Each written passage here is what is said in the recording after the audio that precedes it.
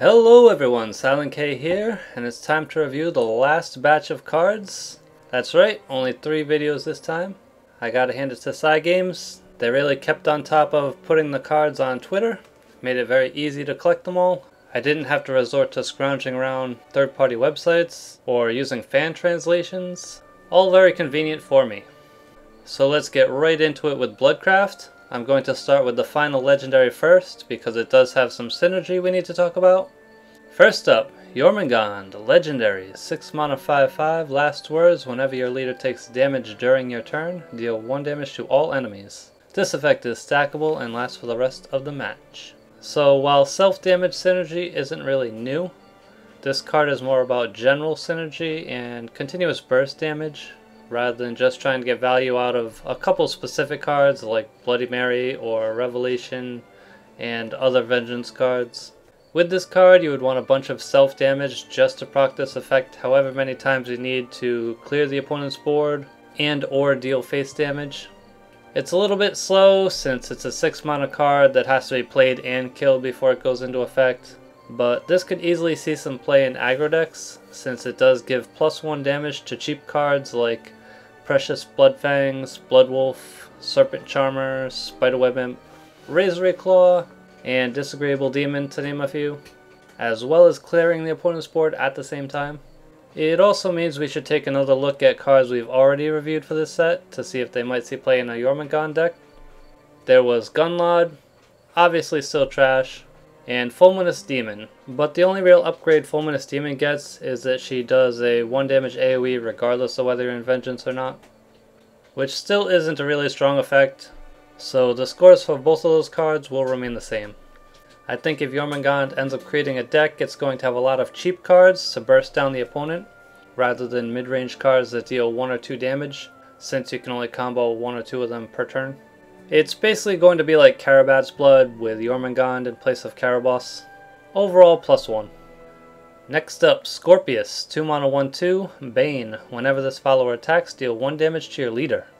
Bane on cheap cards is always a problem for the opponent, and while this card doesn't have guaranteed Jormungand synergy, it's still there. Other decks will probably get more use out of Uriel or Righteous Devil, but this guy is decent for a Jormungand deck, so overall +1.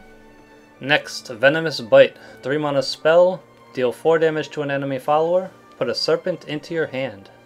If serpent synergy is not a thing, there are better options for spell-based damage between Diabolic Drain, Night Horde, and Sadistic Knight, so this really would only see play in a serpent deck. Serpent synergy seems very underwhelming at this point though, so I don't think it'll be a deck. Overall, -1. Next, Fenrir, 6 mana 4/6, Rush. Whenever this follower attacks and destroys an enemy follower, if this follower is not destroyed, deal 2 damage to a random enemy follower. Rush on a well-statted card always has some chance to see play. It's always good if you can respond to an opponent's evolve without using an evolve point of your own, and with the right board setup this card could go 3 for 1 without evolving. I'm not sure if it fits into any current deck, but since Big Knuckle got nerfed, the 5 slot did get a little competitive for control decks, so you might want to swap out a 5-cost card like Scarlet Saber for Fenrir for a little bit more of a fleshed out curve. It could certainly see some play. Overall, +1. Next, Demonic Ram, 2 mana 2/2, Fanfare. Whenever your leader takes damage during your turn, restore 2 defense to your leader until this follower leaves the area. It's obviously intended as a combo card for self-damage decks, but it might be too slow to see play. Typically you want to kill the opponent before the self-damage matters. If it turns out self-damage does require a little bit of healing, this card could be worked into the deck, but even if it doesn't, it's still a 2 mana 2/2 with a positive effect, which is fair utility and power, so overall 0. Next up, Snarling Chains, 2 mana spell, deal 1 damage to both leaders, then deal 3 damage to an enemy follower. 2 mana for 3 damage is fair value, and after Jormungand hits the board it gets even better. It could easily see play in that deck. In a normal deck this would probably get a 0 at best, but in a Jormungand deck, +1. Next, Trial of the Gorgons, 3 mana spell, summon 2 serpents, randomly put one of the following cards into your hand: Venomfang Medusa, Uriel, or Steno. This is the final Serpent Synergy card, and it's not great. It's a Summon Bloodkin that also puts a random Gorgon Sister in your hand. Except Uriel has no Serpent Synergy, Steno only has Synergy if she's already on the board when you summon Serpents, and Medusa needs to be comboed with this card on turn 7 or later. Unfortunately, it doesn't seem like Sneckblood was meant to be for this expansion, but it did lay some groundwork for later expansions. A lot of people will be sad since the community rated Sneck Synergy cards a bit high. Overall though, -1. On to Dragoncraft. Estrella Beast. 3 mana 2/3, can't be targeted by enemy spells and effects. Aggro Dragon decks have a pretty loaded 3-cost slot with Trinity Dragon, Aoife, and Dragoon Scyther. And it doesn't really have a place in any other deck, so it's not likely to see any play. Overall, -1. Next, Cetus, 9 mana 6/7, Fanfare, randomly destroy one of your opponent's lowest cost followers. What? Did Cygames forget Orb Dragon exists? You get +0/+2 for a significant downgrade on a card that sees no play whatsoever. This card art is wasted on one of the worst cards in the set. Overall, -3. Next, Beowulf. 3 mana 2/3, enhance 6, destroy an enemy follower with at least 5 defense. Beowulf would have been a great card for the Wonderland set. It was one of the few decent stories we read in English class back in the day. I liked it. Overall, he's a potential value card much like Siegfried, but you can't work those kinds of cards into a meta dragon deck these days. It's just much more reliable to ramp hard and then overrun the opponent with endgame cards. Overall, it's very close to a 0, but I have to give it a -1. Next, Avowed Strike, 3 mana spell. Deal X damage to an enemy follower, X equals the number of other Dragoncraft cards in your hand. Enhance 7, draw 2 cards, and then deal damage 2 times the number of other Dragoncraft cards in your hand instead.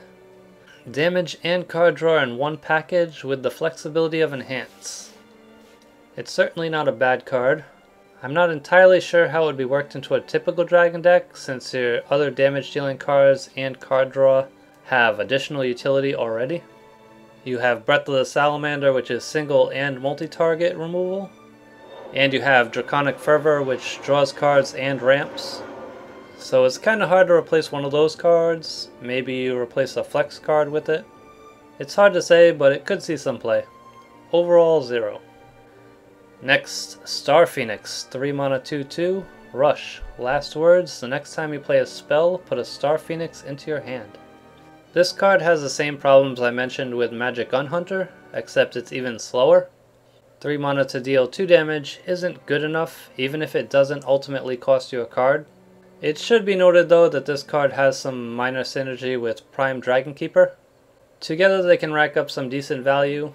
That late in the game, however, you can just Conflagration, Breath of the Salamander, or Bahamut to get good value anyway. Overall, -1. Onto Forestcraft, Airbound Barrage. 1 mana spell, return an allied follower or amulet to your hand, then deal 3 damage to an enemy follower. Bounce utility. Forest hasn't gotten a new bounce utility card since ever. Bounce utility cards have all been printed in the standard set before now. It's not bad. It can be better than Pixie Mischief due to the cost and the possibility of destroying a follower instead of returning it to the hand, but it's obviously worse against followers with ambush or more than 3 health. Overall, it's not bad, but most combo decks don't run a ton of bounce, and Nature's Guidance is preferred for the cycle. I'll give it a 0, but I'm probably being a little generous. For the record though, the community rated this card insanely high, so I could be wrong. Or they could just be overvaluing bounce.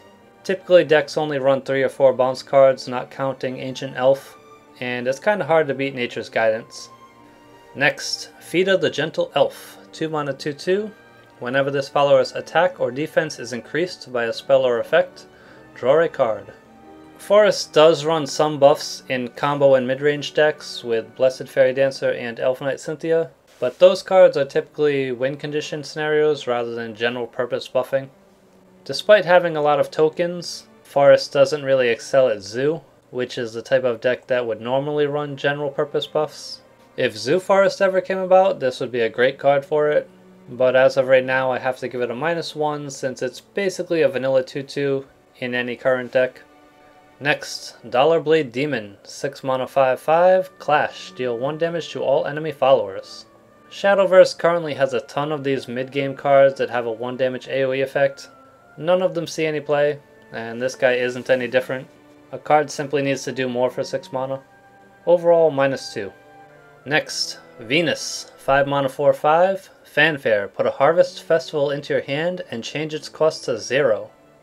Remember the good old days when Harvest Festival was OP at 2 mana? Well, now it's free! And if you can play one other card on the turn you play Venus in Harvest Festival, you draw a card right away. Venus doesn't even pay for any of this with her stats, so overall it's a great value card. +1. Onto Havencraft. Star Chaser Sprite, 4 mana 3/3, Fanfare, draw X cards. X equals the number of allied amulets in play. Pretty much any Haven deck will run at least a few amulets, and it's not difficult to keep one on the board. This card only pays 1 stat for the effect, so just drawing 1 card with it is decent.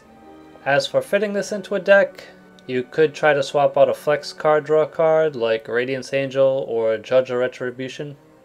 It's hard to say whether the deck would be better or worse for the change, but it's certainly a close call. Overall, 0. Next, Star Bishop, 2 mana 2/2, Fanfare, restore 2 defense to another follower. Trash. Unica sees play because she's anti-aggro and has Alana synergy, and Rabbit Healer sees play because he has Alana synergy. This card has neither of those. It also doesn't specify allied followers, so I guess you have to heal your opponent's follower to play it if that's the only option. Unless this is yet another case of the localization team flubbing translations. Overall, -2. Next, Star Priestess, 6 mana 2/3, Fanfare, destroy an allied follower or countdown amulet, and then return it to play. It's a pretty good tempo card. Using this on a Beast Cult Aria or Tribunal alone would be pretty great. Haven usually excels at value more than tempo outside of Alana Haven, but this could see play in either Storm Haven for doubling up on Storm followers and amulets, or in Seraph Haven as both a way to gain tempo from amulets, or as a countdown reducer after you've dropped Seraph. Not a bad card. I would try to make it work for the card art alone. Overall, +1. Next, Globe of the Starways, 1 mana amulet, countdown 3, Fanfare, put a random countdown amulet from your deck into your hand. Last words, draw a card. A 1 mana card draw amulet means going up against the champion, Sacred Plea. Does this card have what it takes to unseat Haven's #1 1-drop of all time? Well, they're not much different, except that with Globe you get 1 card right away, and it's guaranteed to be a countdown amulet. Fetching a countdown amulet right off the bat means you have increased odds of having a Beast Cult Aria on turn 2, which is pretty big. And in Control v Control you have increased odds of drawing Seraph if you're playing a Seraph deck. So in most situations this would be an even trade-off card with Sacred Plea. But that slight improvement, having Beast Call on 2, gives this card a slight edge. Overall, +1. Next, Heresy's Avatar, Legendary, 7 mana 6/5. Last words, destroy every countdown amulet immediately after you play it. This effect lasts for the rest of the match. At 7 mana, you probably are not going to build a deck around this, but it does provide some instant value in the late game. Seraph and Aegis don't really need the effect. Neutral Haven already has a better tempo effect with Lion, and Alana doesn't run enough amulets. But Storm Haven could get some use out of it.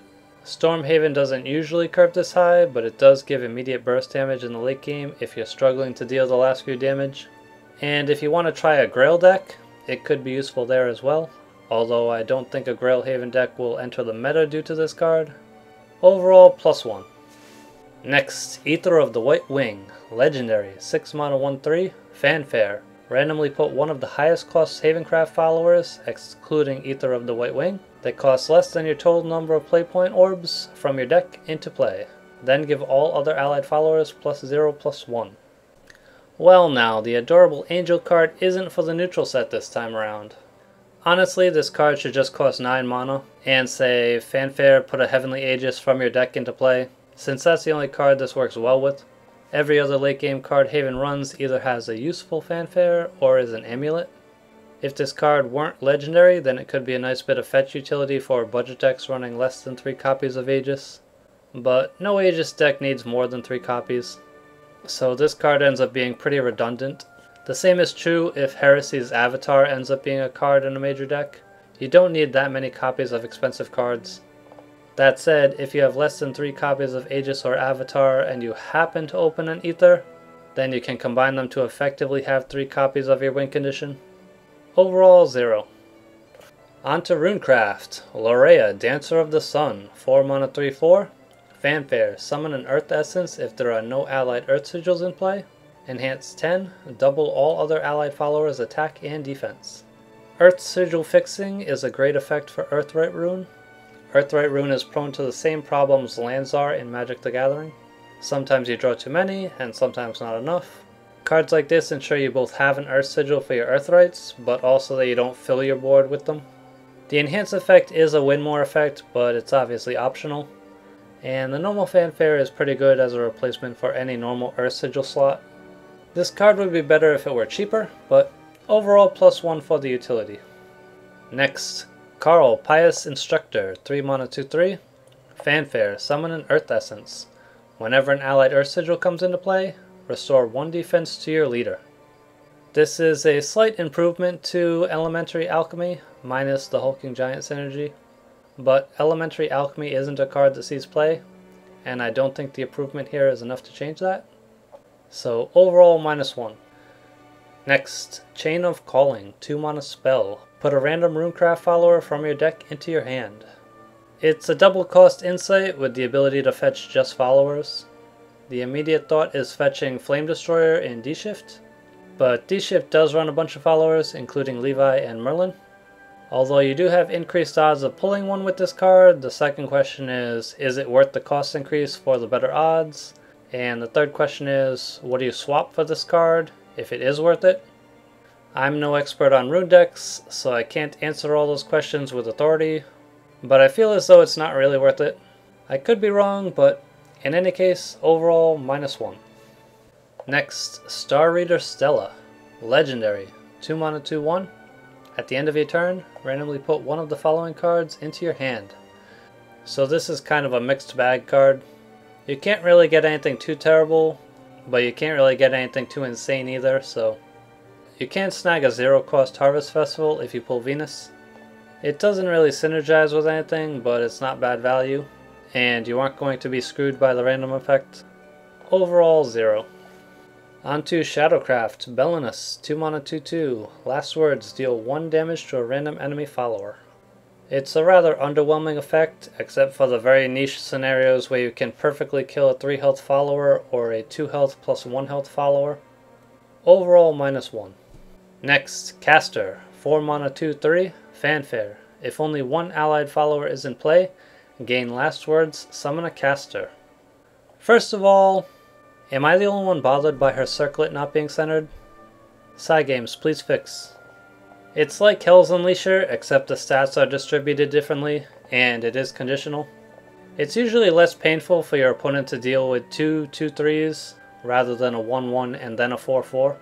In fact, with all the self-follower destruction going on in Shadowcraft, a lot of times you're only left with the last words. So it's like a 2/3 versus a 4/4.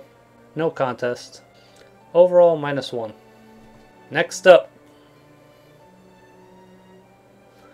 Okay, that's not a word. You can't just throw random letters together and pretend it's the name of a card. Anyway, H-Bird, 5 mana 4/4. When another allied follower is destroyed, draw a card. Actually, this is just Necropolis Queen for 1 less mana, so I'm gonna dub the Necropolis Bird. Would Necropolis Queen see play at 5 mana? Typically I would say no, but at 5 mana you can curve into it from Prince of Catacombs and maybe draw a few cards. I think most people are wise enough to keep Shadow's board clear by now, so it's not likely to see extended play, but I wouldn't be surprised to see some experimentation done with it. Overall though, -1. Next, Mist of Extinction, 7 mana spell. Destroy all enemy followers with 4 defense or less. It's a binary conflagration, but single-sided. It's worth considering simply because it's the only real AoE Shadow has gotten since Foul Tempest. And while Foul Tempest is always pretty cheap at 3 mana, sometimes you just wish it did a little more. It is kinda hard to justify 4 extra mana for 1 extra damage and a binary effect. It's a close call though. I'll give it an overall 0, but I'm leaning towards +1. Next up, Ceres of the Night, 4 mana 1/4, Clash, deal 2 damage to the enemy follower. At the end of your turn, restore 2 defense to your leader.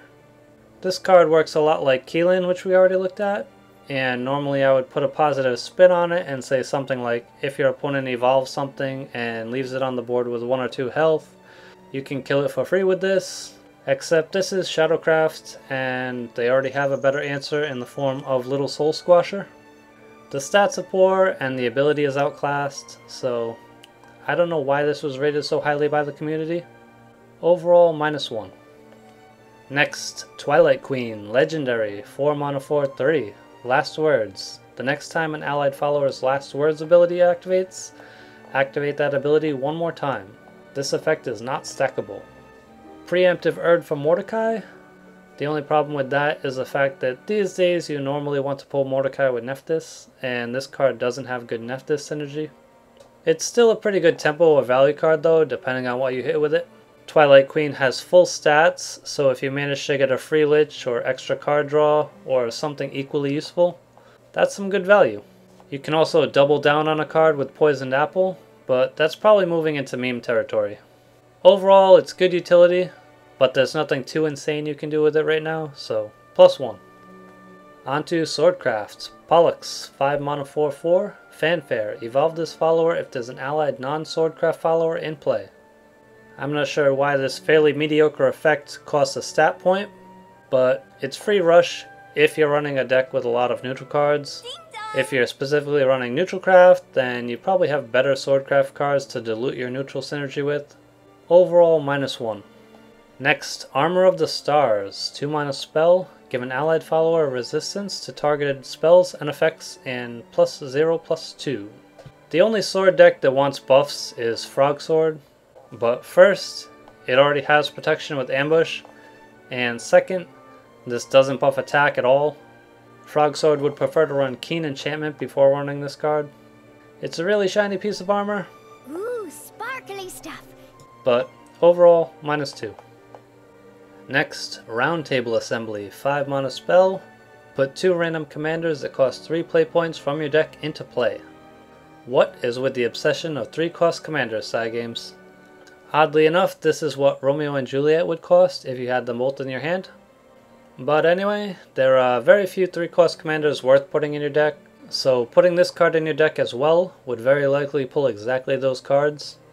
I joked about Romeo and Juliet being a build your own Alwidus command for 1 less mana, but this literally is a build your own Alwidus command for 1 less mana. It's an Erica's command. Pretty good card. Overall, +1. Next, Mars Silent Flame General, Legendary, 3 mana 2/3. Whenever an allied Swordcraft follower comes into play, give it +0/+1, and Clash, gain +1/+0. Not exactly what I would expect from the god of freaking war, but it has obvious synergy with Erica's command. However, the order they're put into play makes a difference. If you're playing Mars with Juliet manually, it's also a 5 mana combo, and you're guaranteed to get the buffs. This card does only combo with cards while it's on the board, but it does give a pretty decent buff that's not limited to only officers or commanders. In an aggro swarm style deck, it would be pretty good even if you just hit a few 1-cost followers with it. Overall, +1. And onto the neutral set. Rampaging Mammoth, 8 mana 7/8. No card text. Evolve, deal 2 damage to a random enemy follower 2 times. The obligatory big vanilla follower, and it's a Mammoth again. Some Cygames employee is having a laugh about it, I assure you. Okay, it's not entirely vanilla, but let's be honest, nobody is going to put this in their deck. Overall, -2. Next, Mystic Ring, 1 mana spell, banish a card in your hand, put a card of the same name as the banished card into your deck, draw a card. First of all, if you're thinking this is a great card for fixing bricked hands, it is not. People thought the same thing about Spring Cleaning. They said it would be good for the same reason. I said it wouldn't work. I gave it a low score. It saw no play whatsoever. It's a newbie trap. The problem with hand fixing is that card games are based on statistics and variance. A well-made deck will win the majority of the time, and bricked hands will account for a minority of losses. If you're altering your deck to increase the win rate of the minority of games where you brick your hand, while also decreasing the win rate of the majority of the games where you don't brick your hand, then you've made the deck worse. You just have to accept that you will lose some games due to a bad hand. It's unavoidable. If you're losing due to bad hands too often, then your deck is just bad. All that being said, this card does have some utility for very specific decks. Some decks rely on having at least one copy of a card in the deck in order to activate their win condition, like Silverbolt decks needing a Silverbolt in the deck to pull with White Wolf, or to a lesser extent Nephthys wanting to pull Mordecai or Kawi. With decks like these, you might want to squeeze in a copy or two of Mystic Ring just to make sure your deck still has a copy of the essential card before you initiate your win condition.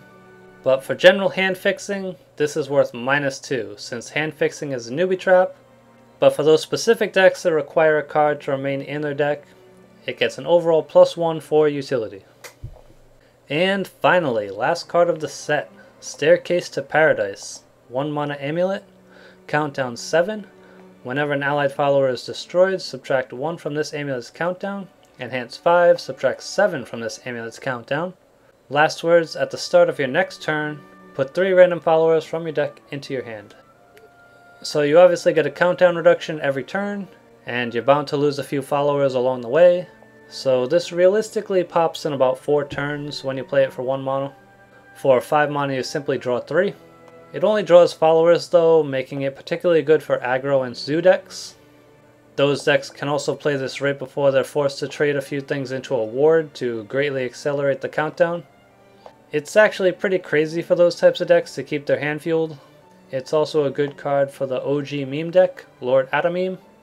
The Lord Adamy deck usually empties his hand trying to get an early Adamy on the board, and this card refills the hand when he destroys it.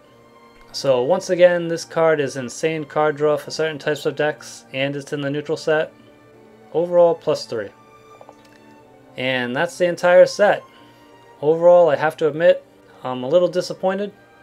Most of the outstanding cards in the set simply draw cards, which is thematic considering the stars are used to determine fate, and fate in a card game is based on what you have to play. And also cards themselves can be used to determine fate in tarot readings, but drawing cards just isn't really interesting for deck building. It's about the most straightforward utility you can have. Usually when I finish a card review I have all sorts of ideas for new decks, but there really isn't a lot to work with this time. Sneck Synergy is not going to work. Jormungand is probably going to work, but it's not going to be much different than Karabat's. Shadow's Last Words playstyle might be strengthened a bit, but it's not new. Dragon got some new memes as usual. Rune got another weird endgame card that probably won't work out well. And Forest got Silverbolt 2.0. There's not a whole lot inspiring here. I'm not going to lament too much since every card game is allowed to have a weak set here and there, but it's worth mentioning. Anyway, I hope you all enjoyed the reviews. I will be doing a pack opening as usual. I'm not as excited for the set, so I might not do the full 100 packs, but we'll see. Feel free to leave your thoughts in the comments below. Thank you all for watching, and please tune in again next time.